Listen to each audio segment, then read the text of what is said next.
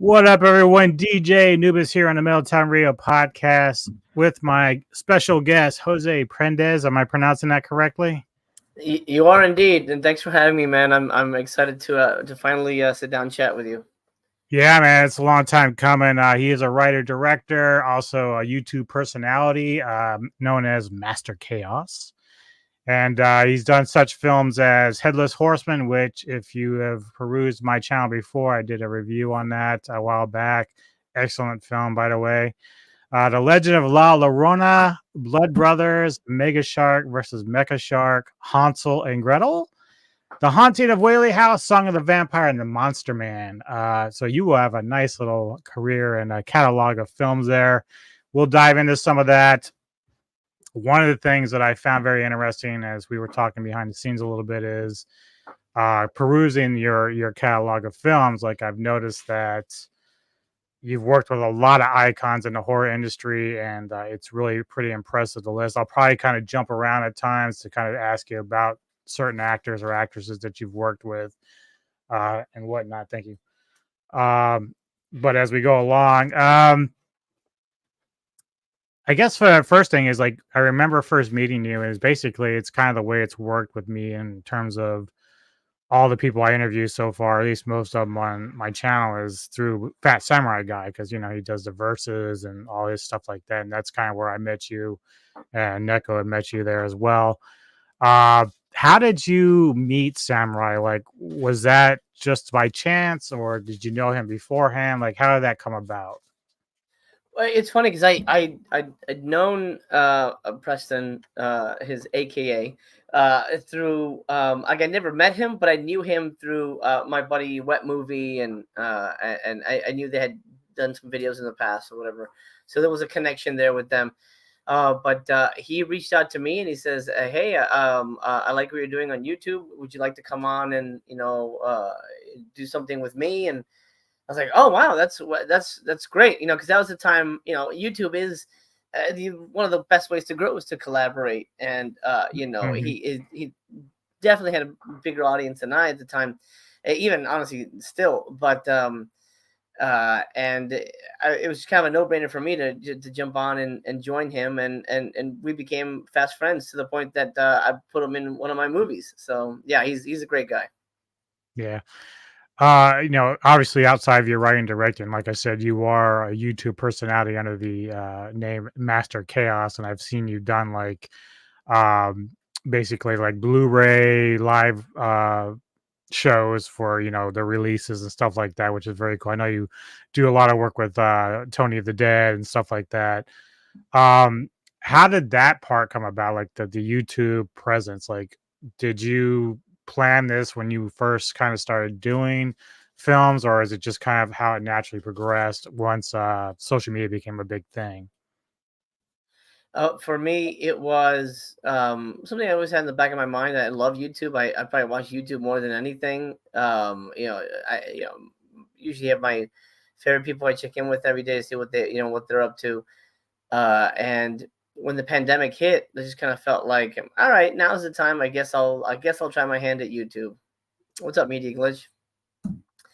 Sweet, And it sweet. was just one of those things where it's like I just want to give it a try and see what happens, and I'll focus on movie reviews because I love talking about movies, but sort of from the perspective of a filmmaker, because most reviewers are just fans who and not to discredit anybody, but I'm just saying most reviewers are just movie fans and their opinions.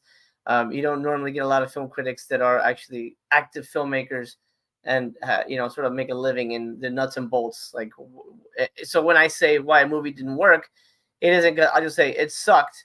I'll say, well, the script was lacking this. There was no, blah blah blah blah. And other people can do that too. But my perspective, at least that's what I've latched onto, is giving it the perspective of the filmmaker's take on why a movie is good or not, I guess. Right.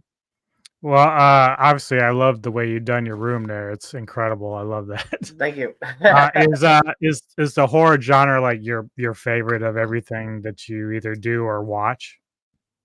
Absolutely. As a filmmaker, though, I think Uh-oh. any creative person should watch everything, every kind of genre. because you don't want to sort of limit yourself in terms of the input that you're putting in, the art that you're absorbing. Whether or not you'll get to make every kind of genre is different. For me, the avenue of horror has been the the biggest to explore. But I guess it is my favorite in terms of what I've embraced and what I like to kind of decorate my surroundings with. But I've got a hell of a western I want to make. I love spaghetti westerns. Yes. I Yes. The last box set I bought was was a collection of French film dramas. One of them is a musical, so I think it's good to just watch everything. Um, Right. in terms of what's the most fun to make, absolutely horror is the most fun to make. That and action movies are the most fun. Yeah, it's interesting because you brought that up. Like when I think back to even some of the major stars we see today in mainstream film, like they always generally get their start in horror films. Why do you think that is?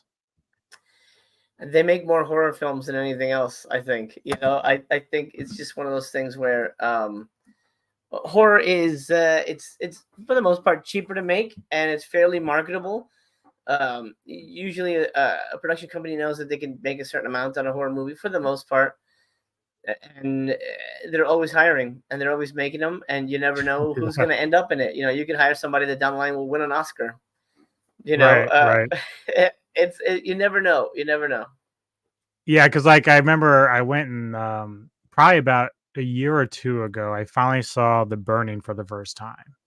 And as I'm Mm. watching, I'm like, dude, I recognize so many faces here. It's like so ridiculous. And it's like I Yep. never heard the movie till more recently, but it's a fantastic movie. But like, yeah, it just kind of blows me away whenever I go back and watch something old like that. And then it's like, oh, I know that face. Like I know who that is. So it's pretty Hmm. incredible. Yeah. So as a writer and director, like, is this something that you had always wanted for yourself, or how did that come about that you wanted to actually write and direct films? Like, what was the start of that? I knew early on that I wanted to make movies. I was 4, I guess, maybe at the time, and I pinpoint Superman 2 as the movie that really, even at that early age, I remember sitting in the theater and watching it. Thank you, Randy. Uh, I Mhm. remember sitting there in the theater Yeah, and George. watching the audience react, and just being like enthralled by the fact that everybody was in on this thing, which at the time I didn't know was considered movie magic. Like that's a term that people use now. I didn't know what it was, but I was won over by that. And that movie magic spoke to me, and I wanted to be a part of it, no matter what. I had no idea how to do it, and when I was young, I thought, oh, I'll be an actor, and I can play all the, I could be John McClane, and all that stuff. I could be RoboCop. This is gonna be great. But then the older I got, the more I realized the real power is behind the scenes with writing and directing, because that's when you really get to shape the movie. Even Hmm. with the performances of the actors, they bring a lot obviously to the movie, but the director is the guiding, the captain, and it's they say it's good to be the king, and I knew if I wanted to make movies, the most fun would be to be the king. So I've always pointed myself in that direction since I was little. Awesome. Yeah, so I noticed, like, you do some of the acting in your films and whatnot. Do you prefer to be in front of the camera or behind it? Behind it, it's less stressful.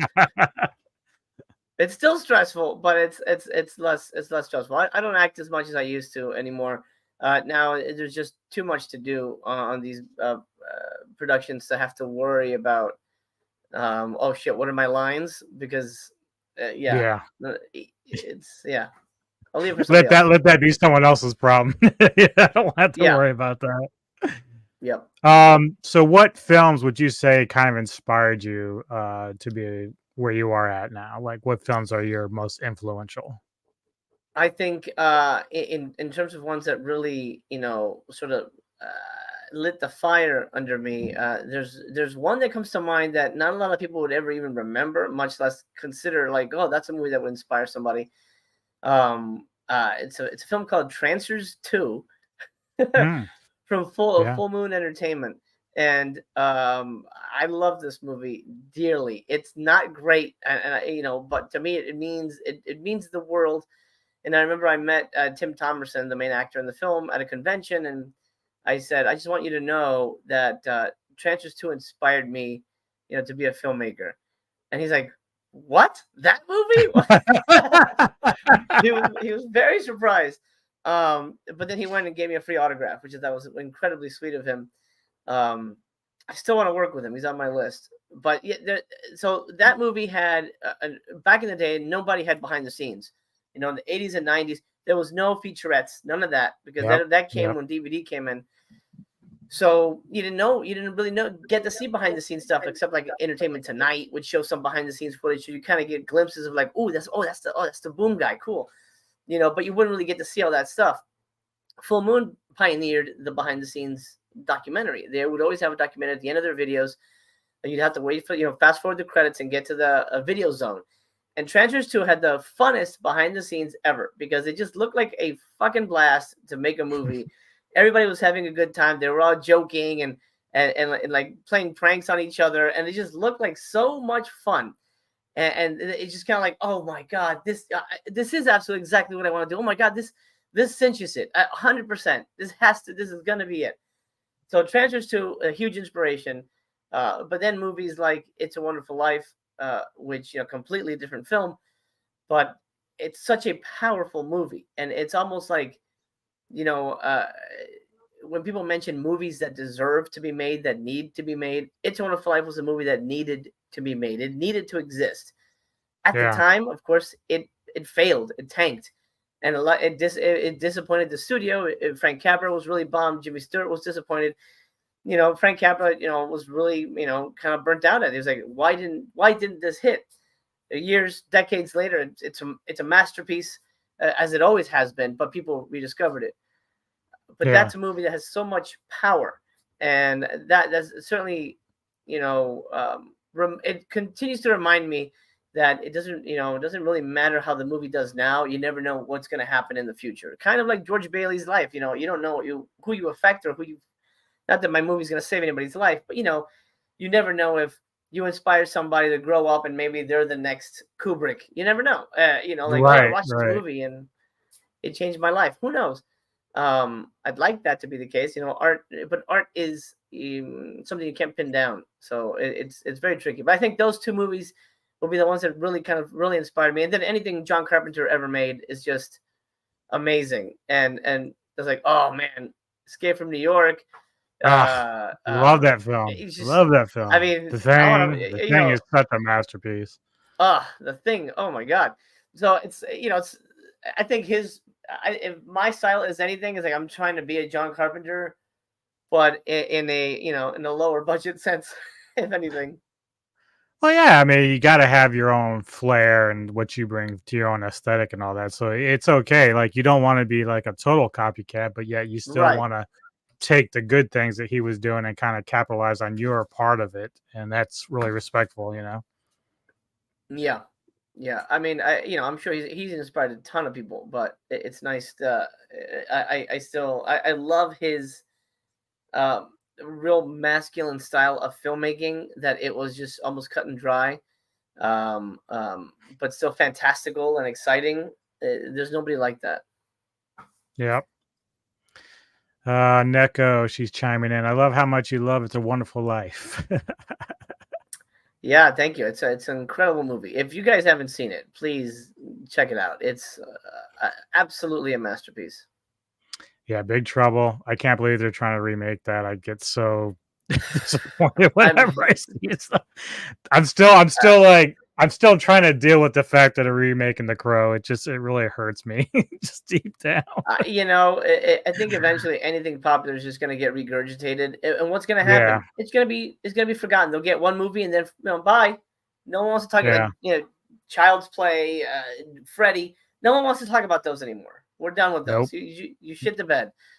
And now that's the thing. It's like, I'm probably one of the few that thought that the 2013 Evil Dead was actually pretty good. I really, really enjoyed that as far as a reboot or remake. at least compared to the first one. Now I love Evil Dead 2 and Army of Darkness more, but I really liked 2013. I thought it did a nice job with the effects and everything else. I liked the more Yeah, scary that was a good part of it movie. all. Yeah. So they do get it right every once blue moon, but most of the time they kind of miss the mark for me. Yeah.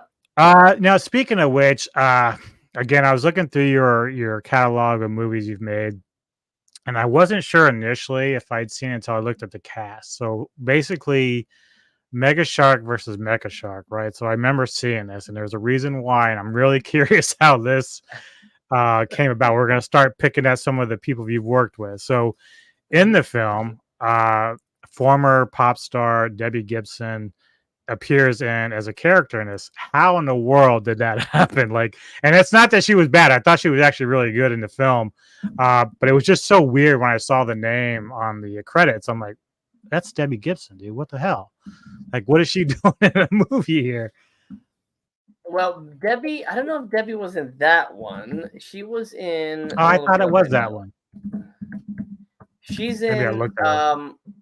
She's in. I don't remember. Crocosaurus. We didn't have Debbie Gibson in on ours. Oh, Um, okay. because yeah, hers was the one before that. Because this is part of the whole Mega Shark continuum, which I was lucky enough to throw my hat in the ring, and I was asked to write one. But in honestly, in terms of how did they get Debbie Gibson, they Yeah. offered her money and she said yes. I mean, that's the answer. Actually, they do have her listed as Emma McNeil in that, so it's kind of weird. I don't know why. Maybe it's Hmm. just wrong on Oh IMDb. I don't yeah, know. It's been a while. Honestly, I wasn't on set for this, so it's been a while, as you can tell. Well, yeah, It's been yeah. a I while mean, look, we for the all franchise. forget things. Yeah, uh, it's been a while, and I was on set for like an hour to be an extra, so I was not really involved in the making of it.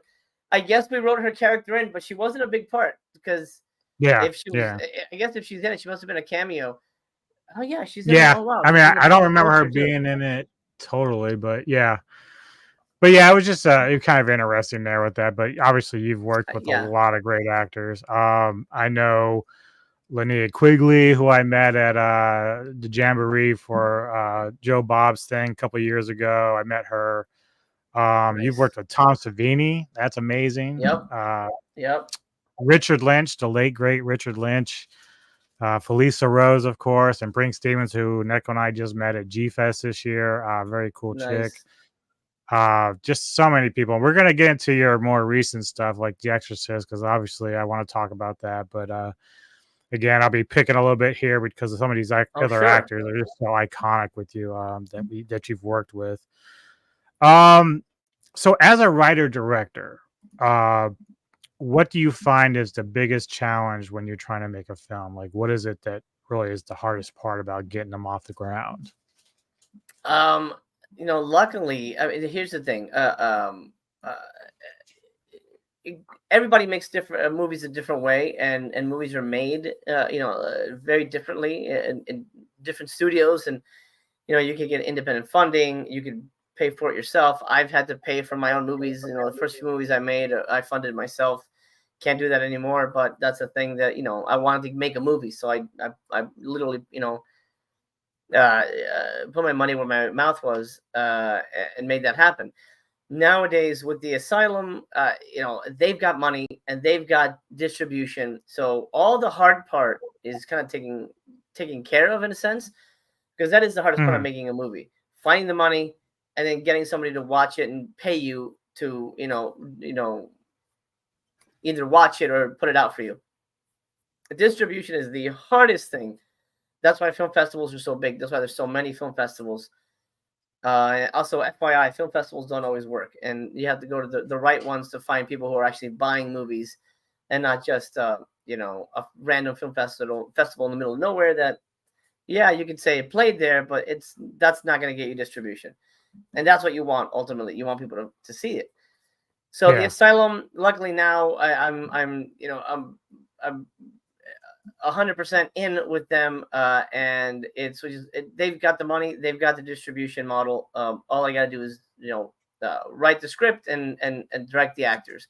So from my sense, the toughest part about that is time, schedule, and ultimately not having enough money. But then again, everybody has that problem. But on the two recent films I made, Headless Horseman and The Exorcist, we shot those in 6 days for less than $100,000, and that is incredibly difficult, especially if you're trying to, make a movie with different angles and get performance right. If you're dealing with special effects, I mean, there's a lot that goes into making a movie in general. But to have the added stress of, we got to be out of here in 2 hours and we've got 10 pages to shoot. We got to go. It's incredibly stressful. And honestly, I don't recommend it. But it's, if you want to make a movie, you're gonna do what you can to make a movie, and you got to suck it up and do it. Just do the work. Right. Yeah, I gotta put the time in. Is The Monster Man, was that your first movie you had done? It Yeah, was, okay. right out of film school. It was basically a shot on video. It was gonna. It started out as a serious action thriller, but then after the first day of shooting, I'm like, this looks fucking stupid. Let's make it a comedy, and then we can have fun with it, and then the audience will have more fun with it, because we'll laugh with them instead of everyone laughing at us. And luckily, that's going to get a release on Blu-ray in the next couple of months through Oh, Gold wow. Ninja Video. So I'm excited about people rediscovering that lost gem, very lost gem. Yeah, because that, like I said, you had Linnea Quigley in that, Denise Duff, Tom Savini. I mean, you said you just did that kind of coming out of school, right? So, how did you get them involved with that? Like, that's like, I mean, if that were me, like getting those people to come in and act in my movie first time, I'd be like, that's the greatest thing ever. Like, how on earth did that happen? We went to a convention, and you'll hear this from a lot of low budget filmmakers. A lot of people have done this. We went to a convention, and Tom Savini and Linnea Quigley were there, and I said, "Hey, I'm making a movie. Would you be in it? Here's $400. Here's the 2 pages, and I can put you throughout the movie and whatever." And they said yes, and we literally filmed it in my hotel room. Not in a weird way, but you'll have to see the movie to see how that pans out. But Right. so we had a built-in location, and we shot it in hopefully in a way it doesn't look like a hotel room, but whatever.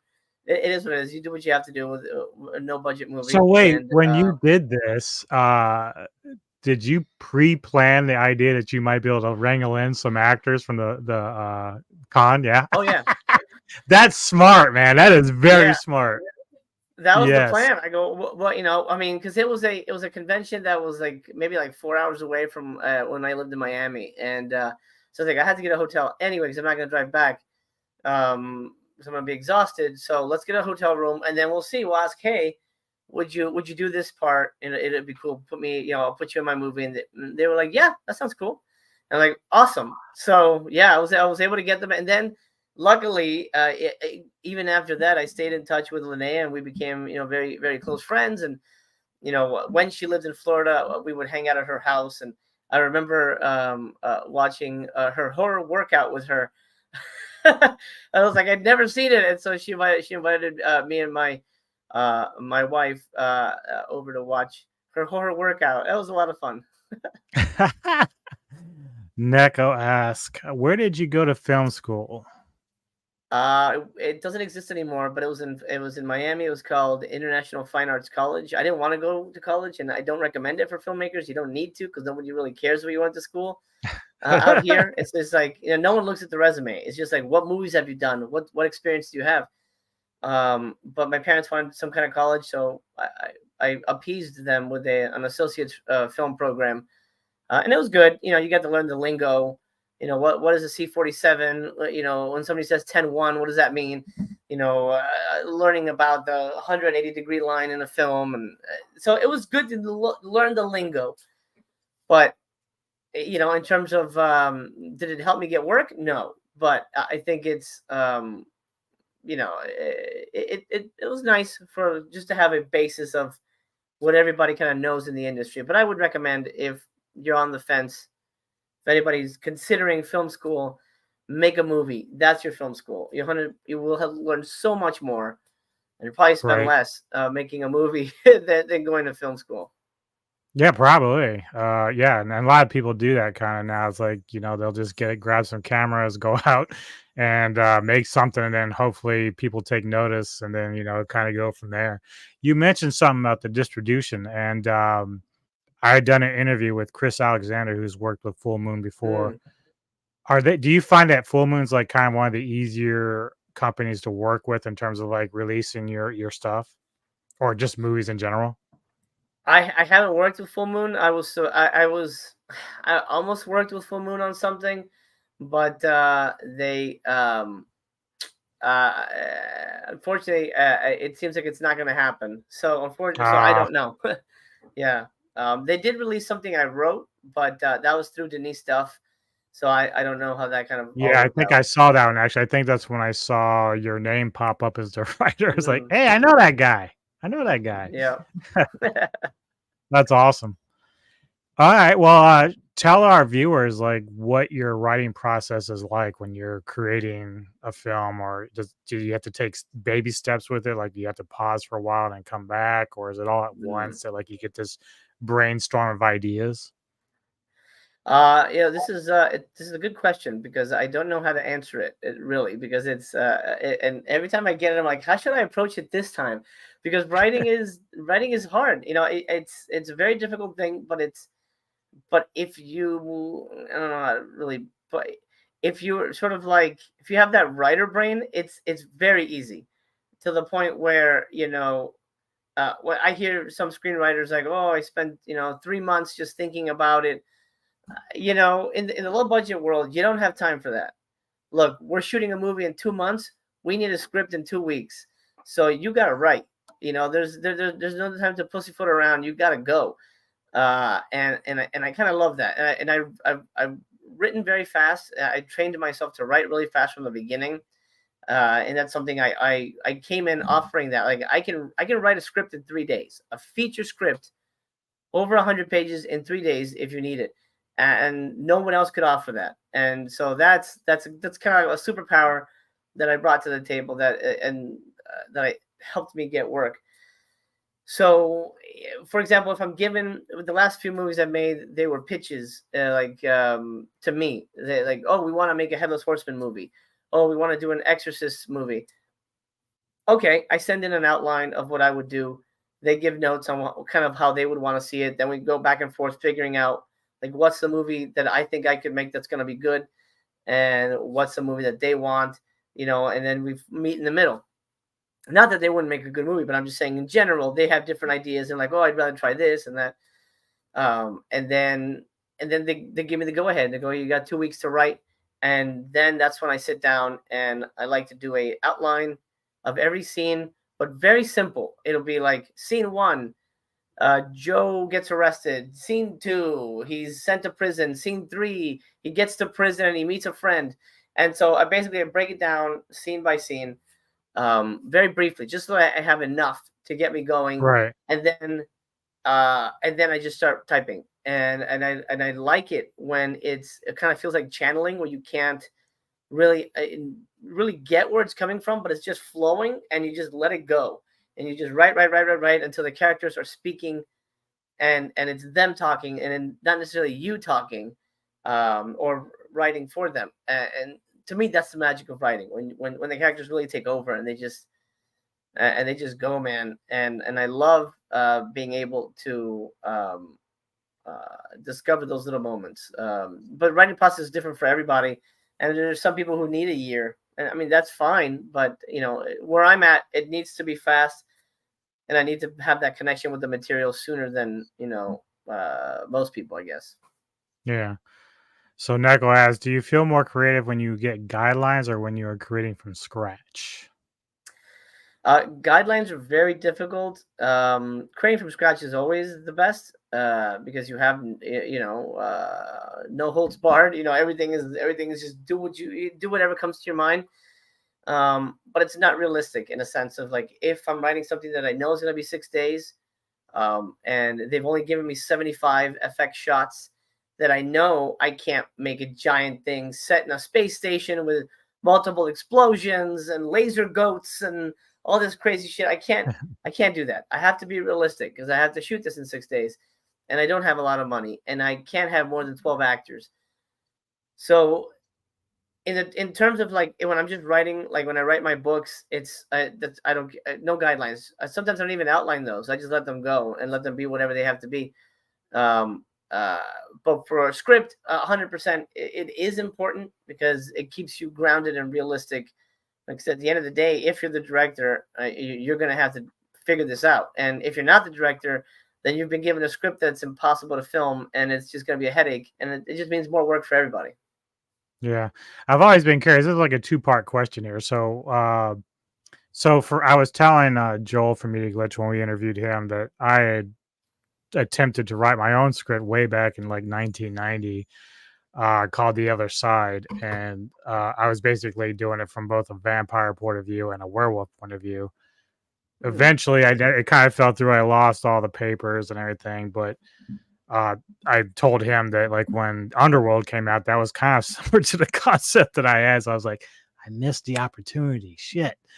But I was curious, like when you write, so are you writing like what the characters are saying to each other, like a storyboard, or does that come later? Is that kind of like a fine tuning that you do, or does somebody edit it for you in that way? Like, how does that work?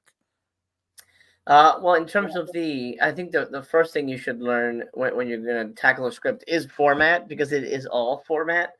It's very structured as to what exactly has to be on there, and it has to be professional, or else everyone in the industry will be like, "What the hell? What is this?" So, Right. so you kind of write it all, all at the same time. You have your action line, and then you have your dialogue in the little in the center, and but yeah, you kind of just write it all, all on the page, and you do it in a sense where I mean, it is kind of like prose writing without all that, but the text is formatted differently. Hmm. Like you have, John opens the door, and then you have their name in the center, and there's the dialogue instead of in quotation marks. So it's basically just I see it as I'm writing a book, but I'm just changing up the format a bit, and I find that easier than seeing it as a play because I find plays hard to read, which is weird. I Yeah. mean, I've read Shakespeare and things like that, but the way those are written, it's all on can't even think of the word right now, but it's all on one side of the page. So it's basically prose, but it's broken up by the dialogue and stuff. So a script is easier to read because it's more centered. You've got the action at the top, then the centered dialogue. It feels cleaner to me than a play. A play feels very thick, like almost Yeah. like just a regular book, or prose, I should say. So I love the scripting process because I feel it's cleaner and you can blow through it. But yeah, usually you tackle all of it at the same time, dialogue and action, and just it's like you're watching the movie and you're just Yeah. dictating what happens. Now the other part of that is, and I've always been curious about this. I don't think I've ever really asked any director this. How much of your script, and then also maybe while you're shooting a movie, how much of that do you find on the average is actually put into the film? Because I know there's a lot of editing that takes place and stuff Mm. like that. So you always kind of hear about how, oh, we're gonna have the director's cut, but for yourself, like how much in your experience, like how much of that happens to you? Like how much of your story actually gets into the films? Well, luckily, because I'm because on these movies, on the last two anyway, we've moved so fast. 100% of the script is in the movie. 100%. Because you need to film it and you need to put that in there, and you don't want to come in at a short runtime, and that happens a lot on a 6 day movie where they just end up being short, even if they shot 100-page script. Luckily, I the only time I had issues with a cut being changed was because a producer stabbed me in the back, and it Oh was an wow. unfortunate situation, and it kind of sucks. But Yeah. It was sort of taken out of my hands. But in terms of the scripted, the last few movies I've been 100% is what I mean. There's rewrites that happens. You get notes, and the producers, say, "Oh, don't say this or change this," or well, I don't understand what happens here. Clarify that. And it's Mm. it's producer notes. They have everybody gets them. So there is Yeah. rewriting that happens, but at the end of the day, it's still your story, your material. It's just you have to sort of get it through the sift of the producers and the development team. So going back through your list a little bit, what is it like working with Dee Wallace and Lynn Lowry? Oh man, I love them very much. Lynn, I've worked with more than Dee. Dee was in Hansel and Gretel, which I wrote. I was supposed to direct that, but they gave it to a fellow named Anthony Ferrante, who his next movie would be Sharknado. So, Ha ha! Never and I heard that remember telling before. him, yeah, I remember telling him, "Don't take it, dude. It's gonna kill your career." I'm like, no, man. Wow. He's like, should I do the Sharknado thing? I'm like, no, man. Are you kidding me, bro? Come on. And I mean, honestly, with that first one, before it blew up, they were worried. Oh yeah, And yeah. Like her and I talk about it all the time. The night that it went on air, like they were promoting the shit out of it. Like it's just so weird. Like that particular movie, they just were pushing it and pushing it, and it's like finally we're just like, well, let's check it out because it's got to be something to it. And sure enough, man, that shit took off. So it went to another guy. Now, were you supposed to do it, or did you have interest in doing it? I wanted to do it. It was the film before Hansel was The Hunting of Whaley House, which I wrote and directed. And the producers loved it. They we came in on time and under budget, and the movie looked great. But and then Hansel and Gretel was the next up, and I was writing it, and I was expecting to direct it, and then they sort of pulled the plug on that, and I never really got a clear answer why. But whatever, it happened. But I got to meet and work with Anthony, and he's a dear friend to this day, and so I was on set maybe 2 days with Dee, and I didn't. She was in character, so it's one of those so you don't want to go. She's playing this wicked witch. You don't want to Right. go. Hey, I'm a big fan. In E.T., was he freaky in real life? Because he certainly was freaky in the movie. So I would have been you doing didn't that want to for do the. that I would have shit. been doing that for the Howling for sure. I'd be like, I love the Howling. You're my Oh, goddess. Yeah. oh Yeah. my god. Yeah. And I was gonna ask you, like, was there ever like a full transformation for you? Like, did you ever did they shoot that? But I didn't get a chance to. But no, she was incredible, professional, lovely lady. Amazing to work with her. And Lynn was somebody that I met. Gosh, was she at a? I I don't remember if it was at a convention or if we just connected over Facebook or something. But I'm obviously a big fan. I think she's incredible. Uh, I drink your blood, sugar cookies. I mean, she's just excellent. The And Crazy. Yeah, that's one of my favorites. Yeah. Crazies, yeah. She's in two of my films, and I love her very much. I think she's just fantastic, and highly recommend working with her if anybody wants to hire her for anything. Did you? She's I wonderful. recently saw both her and Felisa in Wolf Hollow. Did you get a chance to check that out yet? No, is that a new one? Yeah, you'll enjoy that. It's a lot of fun. Len's like nuts in it. It's so great. Oh, great! I gotta watch it. I gotta watch it. Yeah, it's a lot of fun. You'll enjoy it.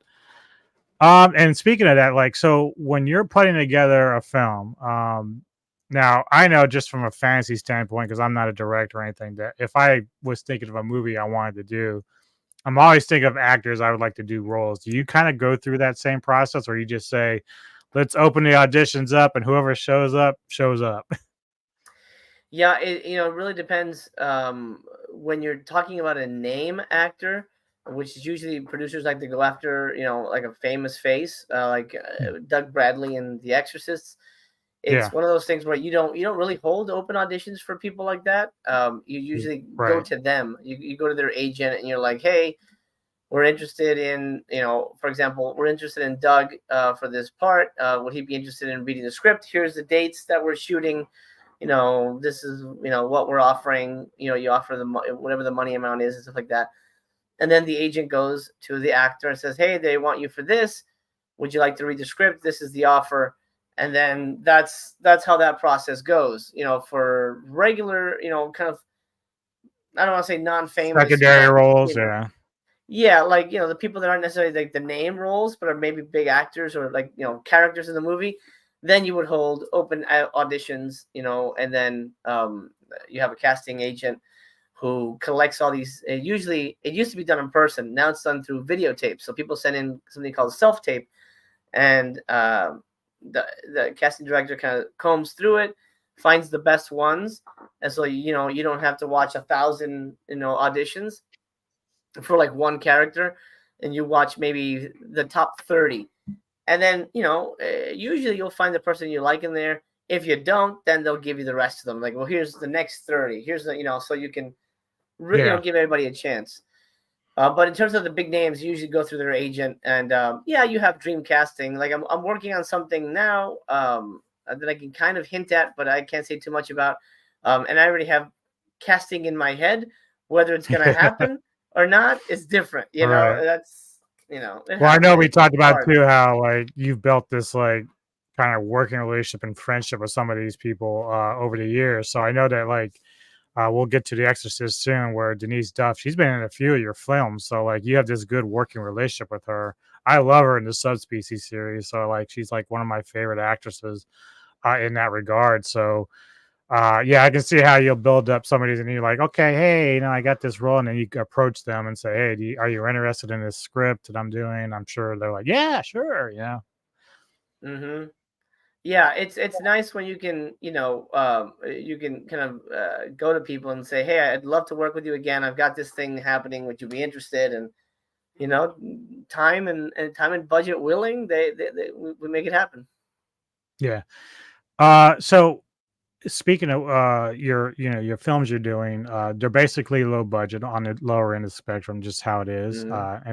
But do you find that you kind of enjoy that more? Like if you I hate asking this because it's kind of like a no-brainer, but if you were approached to say like, "Hey, Jose, we want you to direct a monster or a Godzilla film in the MonsterVerse, or maybe the next John Wick film," is that something you would jump at, or you kind of just say, I'm kind of comfortable where I am. I mean, I do like the money and all, but I just feel more comfortable in my realm of my little circle here. How do you approach that? It's nice to be a big fish in a small pond, because then you if you can, you're able to make more of a name for yourself. Would I take a bigger movie? Absolutely. But I've heard so many horror stories from friends who've jumped a bigger budget, and it's like, my God, it's even worse. Yeah, the money's better, but it's just like just a Yeah. headache. Like everybody's giving you notes. The assistants are giving you notes. You're like, who the fuck is this guy? Should I listen? Why is this guy telling me this? And it's like, it just feels like, honestly just feels like more of a headache. And like more and more stuff's coming out from like the big Hollywood industry that just feels like awful. Yeah. I don't know if I want to go through that. But in terms of a Godzilla movie, I feel like it doesn't even matter what kind of director you are. It's all about the effects. So Right. like most of the movie would be out of your hands. Like if you did a Marvel movie, apparently Marvel directors don't even direct the action scenes. They have special effects directors who come in and direct the action scenes because they're so specialized that the Yeah. directors are just kind of there to point the camera for the talking stuff. I'm like, what the shit? Like I feel like that doesn't even feel, it feels so impersonal. That's Right. so that's why Edgar Wright left. He's like, no, that's not the kind of filmmaker I am. And so I don't think that I would like something like a big Godzilla type movie, but I would absolutely fucking love to do a John Wick action movie. It's a dream come true. I love kung fu films and sort of hyper realized violence. Well, it's not like, I don't like torture porn, but I do like, Timo's movies. I'm blanking on the one from Netflix. The Night Comes for Us, I believe it was called. Oh yeah, yeah. Joe Oh, Taslim and all dude, them. Oh, dude, dude, so good. so good. Yeah, I mean, so Yes. I would love to do something like that. That would be absolutely unreal. Yeah, but in terms of like being handed a Marvel movie, I mean, I just feel like that would be the ultimate headache. Um, Mhm. Yeah, because I so also think I probably would say the same thing you were. It's like, yeah, man, I could really use that paycheck, but man, the headache that would come along with that, like, and I think some of it too, like you said, when it comes to these bigger projects, like it's more kind of going out of the director's hand because you're not really in power there. So I would think with the stuff that you're doing, you have more control of what you content you want and how you want the film to go. The only issues you run into, of course, is the distribution and all that stuff. But at the same time, you still have that more control. Whereas with the bigger ones, it's like it kind of goes out of your hands. You're like, damn. yeah, and you can't Because even control the studio releases might or come to you and say, "Well, we want you to do this because we think this will be a selling point," and you're like, "Well, that's not the vision I have. I don't want it to deal with that." yeah, no, it's a mess, and it's just one of those things that uh, everybody burns out on it. I don't think there's and then even if you make a movie you're happy with, then the audience, is much more vocal about tearing it down or praising it. But it just feels like such a kind of a toxic space. So I'm not in a hurry. You're right. Yeah, I think you're doing okay. Yeah. So we talked behind the scenes a little bit. You're a family man. You've got kids and a wife and everything, and so obviously I've seen photos and stills of you at premieres for like The Exorcist and probably some of your past films. How does your family handle like your stardom basically right now? Do they kind of go all in with it? Are they really hip to it, or are they kind of like stay in the background? How do they feel about what you do as a career and stuff? I don't know about stardom, but I appreciate that. Well, you're a star to me, so I mean, there's that. Hey, there you go. I appreciate that. No, I mean they love getting dressed up for the premieres, and they love standing on the red carpet and taking pictures. My daughter went most recently to the Exorcist one with her best friend, and they were just taking all these pictures for TikTok and stuff. So they love the celebration, and we're big movie people here, obviously. Yeah. They've grown up watching movies since they were little and just appreciating the artwork that is movies. And um it's just a kind of a part of our life. It's not necessarily something that's like daddy's dirty little secret. Like they know very well what's happening. Luckily it's not like I'm working with Wicked Pictures or Vixen or whatever.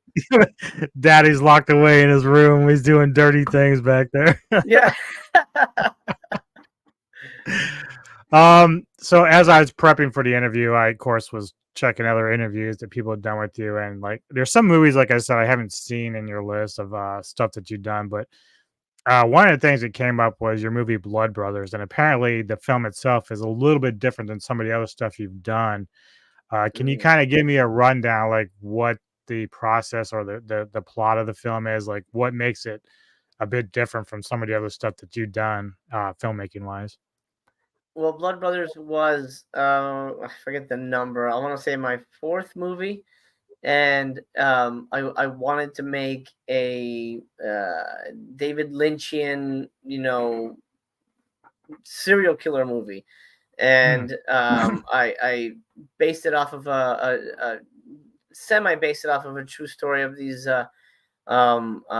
two men that were they killed a little boy at the time.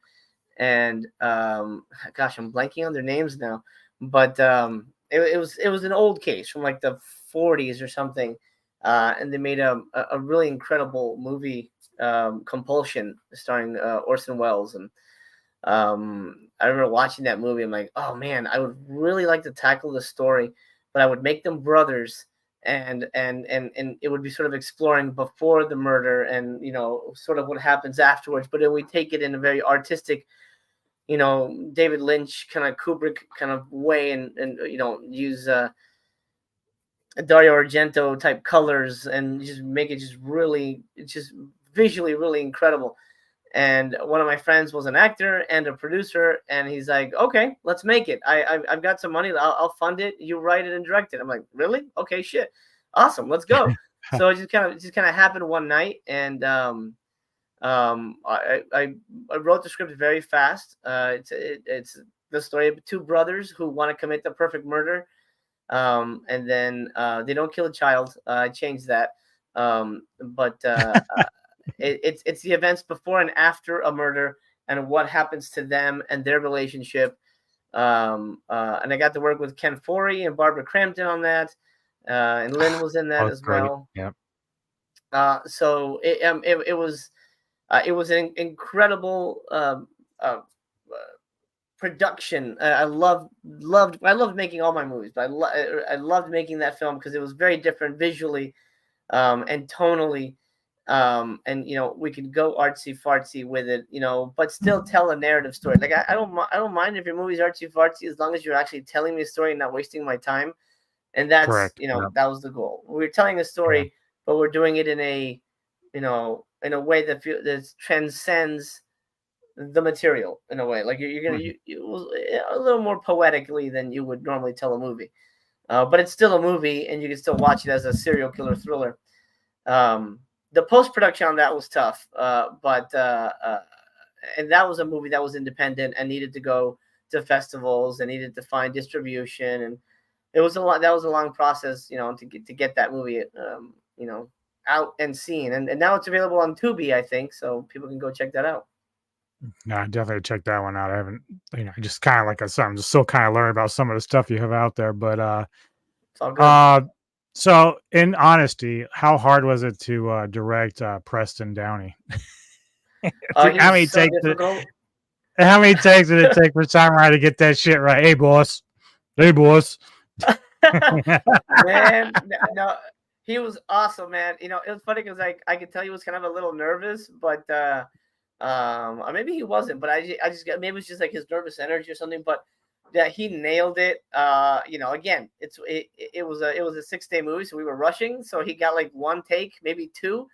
And but he did fucking great. He was awesome. He was awesome. For a guy that's like so nice, he's so imposing. I'm sure he's huge. Like Yes. it's just insane. All right, well, let's Absolutely. talk a little bit about The Exorcist. So this is your newest project that's out there. You say it's on video on demand right now.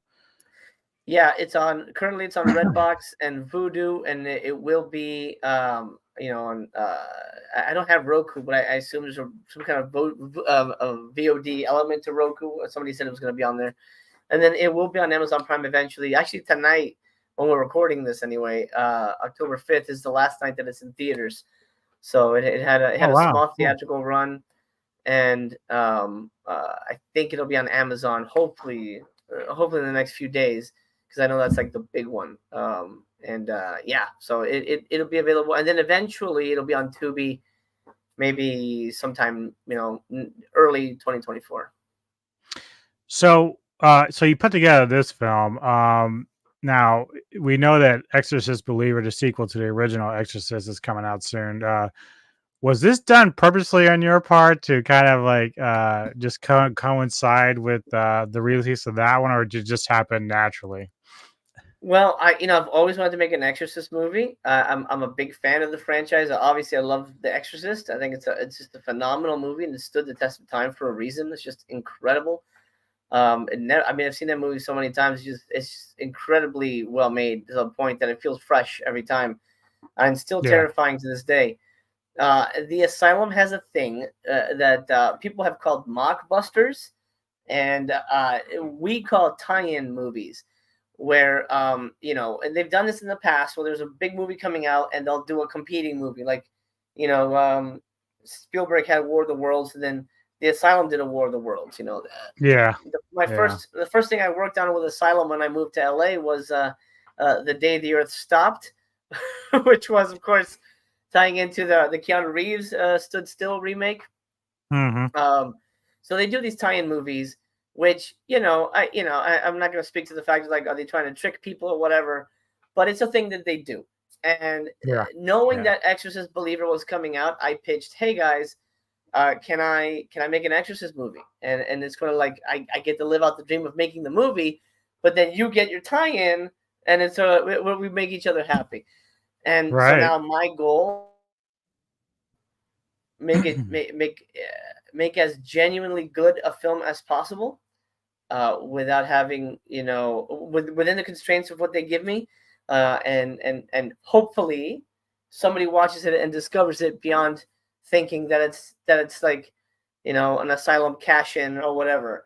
But yeah, it's on their part, yes, it's to tie into Exorcist Believer, but on my part, it's living out a dream to make this type of movie, which is a genre, a sub-genre that I really enjoy. Now, is the plot design supposed to tie into the original, or is it just its own thing? It's his own thing, but it's without giving too much away. Like vampire movies, like werewolf movies, there is a lore and there is rules that you have to follow for an Exorcist movie. So it follows the rules, of exorcism movies, because at the end of the day, there's only so much you can really do in that space. And but it's not necessarily tied in or a sequel or anything like that. So we talked a little bit about it because you got Doug Bradley and this Denise Duff, and of course Bradley going from Hellraiser to a priest. That's got to be pretty drastic and change. I saw a little bit of I think you were doing like a premiere or something where you were talking with Doug and Denise and all them at the cast, and I thought that was really great. I stepped in and I said hello and everything. What is Doug like? He seems like the nicest dude on the planet. He is amazing. Whenever you work with like a big name actor, or at least somebody who has a track record, and you've seen their work quite a bit, you never know, because you hear horror stories of like, oh, we had this person on set and they were just a pain in the ass and it ruined the experience and soured everybody. So you never know. And Doug is coming into this movie. He's working 4 out of the 6 days. He thought that we had more shooting days, that it was just his 4, but we were going to keep going. He didn't realize we were wrapping after 6. So, when he gets here and he goes, oh my God, you're only shooting for 6 days? That's impossible. There's no way you're going to make that happen. And, and it was just I'm a very open person. I'm very honest. I don't like to, I won't bullshit you. And I said, look, it's not going to be easy, but we're going to try our hardest to make a good fucking movie. And at the end of the day, whatever is left is what the movie is. And if we don't try our hardest, then we failed. And I said that to the actors. You have to care as much as I do, because you are the movie. No one's going to know about me. Somebody renting this movie is not going to know what I have to go through for 6 days or whatever. They're going to see your face saying my lines, but it'll be you. These will be your words. At the end of the day, that's why those actors are famous, because they are the movie. No one really knows who wrote it or whatever. So you have to care. You have to care 100%, 100% at all times, or this isn't going to work. And everybody wanted to make a good fucking movie. And that's all you need at the end of the day, no matter what. And Doug wanted to make a good fucking movie, and he brought his A game. He never complained. We were shooting 4 a.m. He's 70 years old and he's falling on the ground and doing his own stunts. Dude, he was like our little Liam Neeson. He was awesome. Nice. So he's phenomenal, and I hope to work with him again soon. Yeah. So Neko and I initially had tried or planned on doing a reaction to the trailer for The Exorcist, but of course time didn't permit us to do it today. So I'm wondering if it's okay if I play the trailer now and just kind of give you live feedback when we're done, what I thought of it, if you're okay with that. Well, yeah, let's do it. All right. So here we go with 2023 The Exorcist with the S. I have to make sure I put that in there. Right. What are we dealing with here? Her name is Huxley Hendricks. She's dying. I think we can't save her. 3 priests to represent the Trinity. round-the-clock exorcisms. When do we start? How soon can you pack? What exactly are we going to be doing today? Be careful. She bites. She asked you Hi, Huxley. by name. Here to help you. Tonight is the night. Open your eyes. It wants us here, Oh, I'm out. all at the same time. Sophie, wait. This isn't an exorcism. Where'd she go? It's a trap. Hello? It's getting antsy. Well, let's not keep it waiting. Reveal your name. You'll not have it! Cast him into the bottomless pit! You don't scare me. What do you want with me? This is war, Olivia. Between my boss and yours. You will die. That's why you're here. There is no escape. There's no hope. Free this girl! She's gone, gone, gone.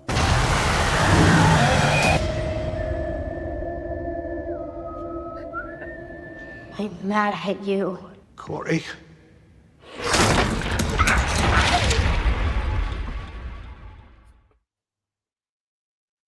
Yeah. There you go. Very cool. Yeah, I had done a reaction to Believer a few weeks back, and like I have some really big doubts about it. Like, I'm a big Exorcist fan as well as Neko, and I'll tell you, man, your film looks like it's way better. I just like even the effects and everything. Like, it's really well done, man. Like, you really outdid yourself here with this. The acting is top notch. In fact, it's kind of weird. Who's the actress with the short hair? Because she looks like a young Judi Dench to me. I don't know if anyone else picked up on that look or not, but she reminds me of young Judi Dench. She's horror royalty, man. She's Kate Hodge. She is That's Final Kate. Girl. Oh my God. Yeah, That's yeah. awesome, dude. Shit, I didn't recognize her. That's awesome. Yeah, she adopted a new look like literally before filming. The makeup guy, makeup and hair, Greg Leitner, who's amazing. He did all our makeup and special effects. He texts me, "Hey, Kate shaved her hair." I'm like, "What?" Because she had like nice long dark hair.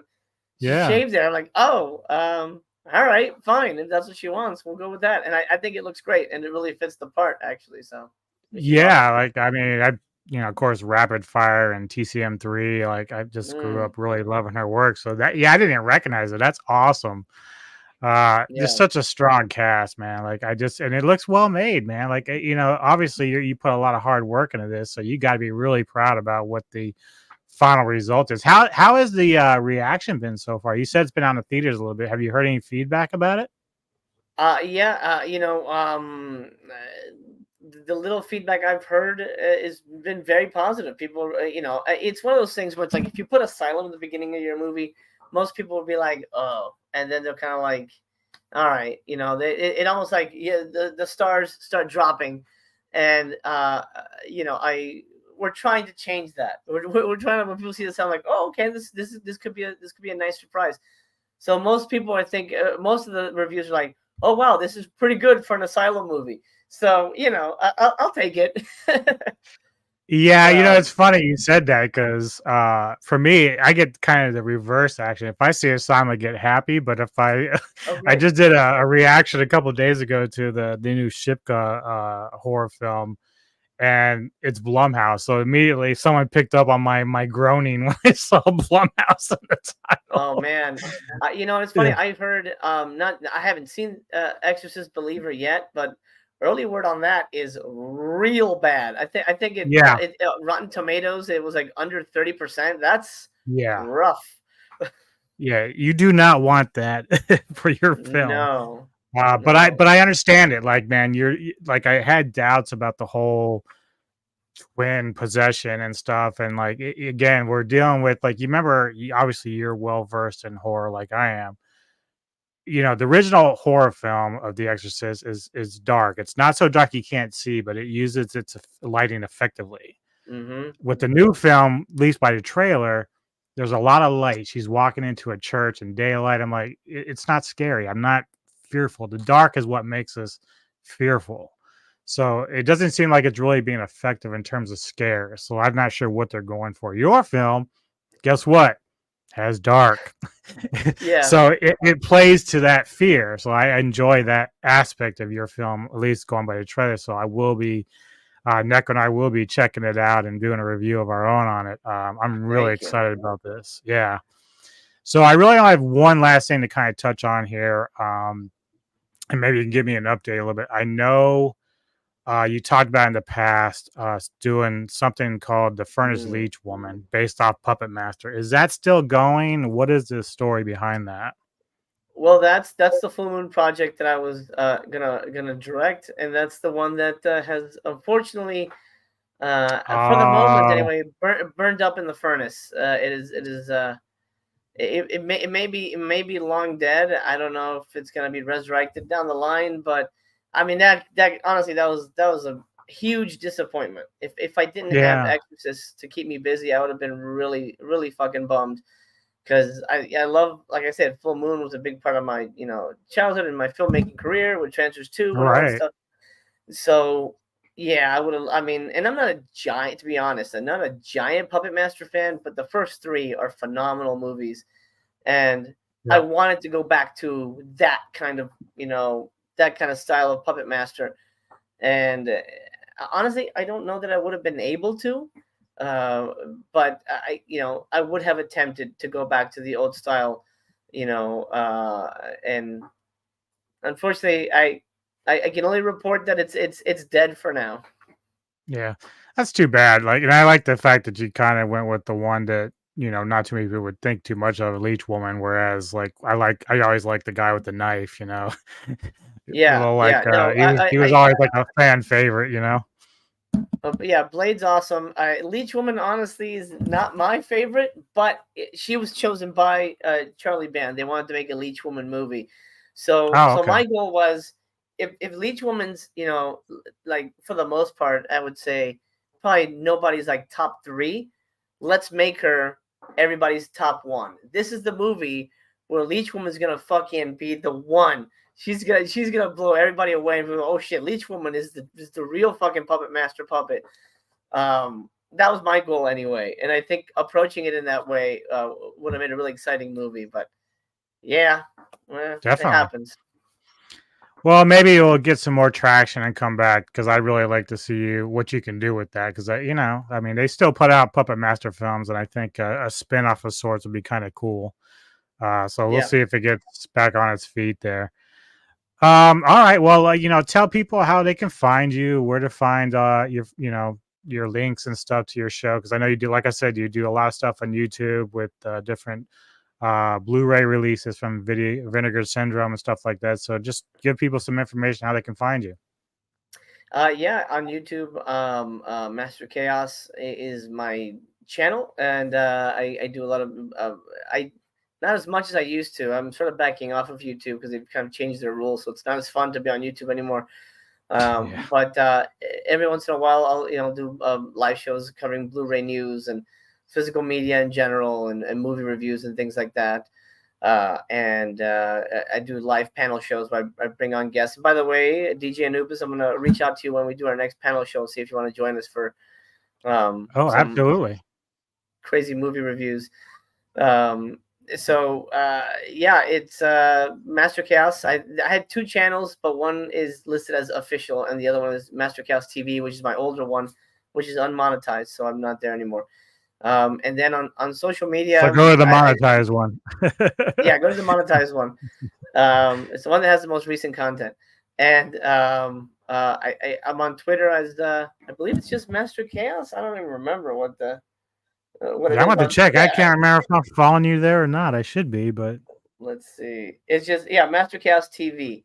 One word altogether. I'll definitely put in your links in the comment section, so I'll let people know where to find you and stuff. So I appreciate it. Yeah. Man, and that's where I'm at. Normally, I'm on Facebook, but I'm only really there for, you know, checking up on the Blu-ray companies and keeping in touch with a couple people. But I'm not.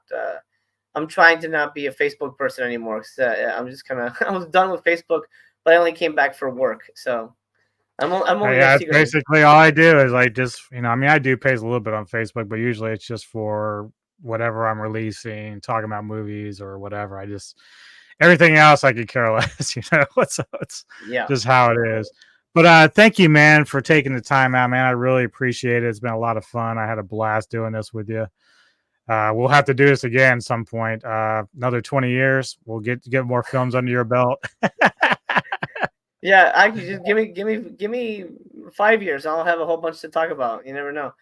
But thanks, man. This has been a pleasure, man. And I'm glad we finally got to make it happen. I appreciate you having me on. All right, man. Well, for the rest of you, please hit the like button and subscribe if you like the content. Master Chaos, please hold on for a quick second. Yeah, I always get confused with the camera angles on this. Yeah, like that. There you go. he covers both grounds. Yeah. Yeah, so yeah, if down the road, if you're having a show on, you want some extra guests, I'll be glad to join you and talk some horror and stuff. I love doing that. Yeah, hold on real quick, brother. I'm gonna do my outro and then we're gonna let you go. So hold on. The rest of you, enjoy the rest of your weekend and talk at you later.